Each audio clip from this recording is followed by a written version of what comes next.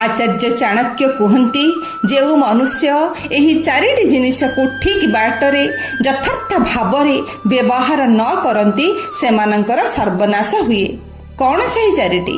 आचार्य चाणक्य कहिले यौवनम धन संपत्ति प्रभुत्यम अविवेकिता एकैकमप्यनर्थाय किमु जत्र चतुष्टयम्।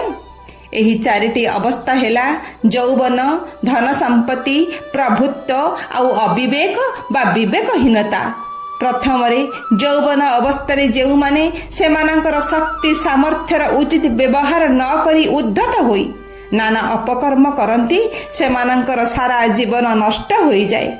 दुई रे जो मानकर बहुत धन संपत्ति थाए आउ सेमाने सही धन संपत्ति को नहीं गर्व करती, असत उपाय धन संपत्ति अर्जन करती आउ असत उपाय मध्य नष्ट करती।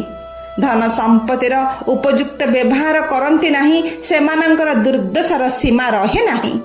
सत उपाय धन अर्जन और उपार्जित अर्थरु किछि सत पात्र दान देवा द्वारा माता लक्ष्मी प्रसन्न होइथांती।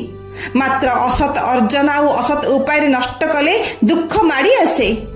तीन रे जो मानंगठारे प्रभुत्व थाए अर्थात जो माने उच्च पद पदवी पाई थांती, समाजर सम्मानजनक स्थान रे अधिष्ठित होइथांती, किंतु सही व्यक्ति जनक असत चरित्रर होइथांती, गर्वी होइथांती, अहंकारी होइथांती, तेबे सही व्यक्ति निज पद पदवीर दुरुपयोग करी अन्यर दुखर कारण हुअन्ति।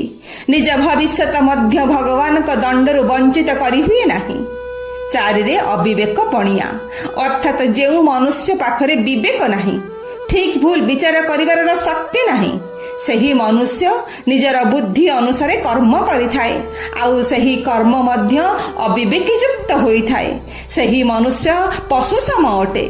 सही मनुष्य जन्म पाई मध्य पशु परि बंची